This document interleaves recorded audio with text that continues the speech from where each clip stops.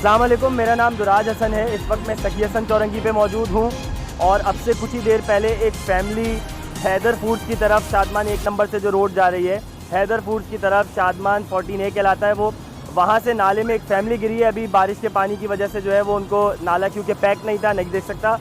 अच्छा, वहाँ से वो फैमिली गिरी है।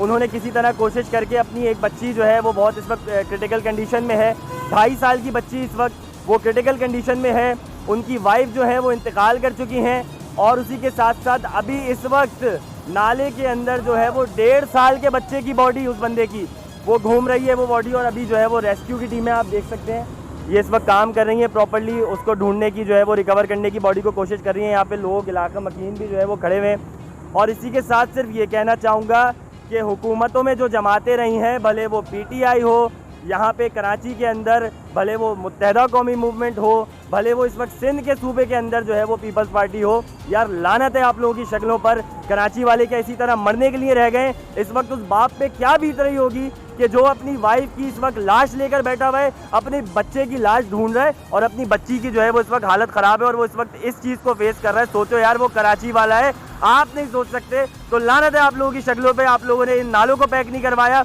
इन मसाइल को हल नहीं करवाया। इमरजेंसी लगाते तो हमारे बाप पे एहसान करते हो ये ऐलान करके तुम लोग, लानत है तुम्हारी शक्ल पे।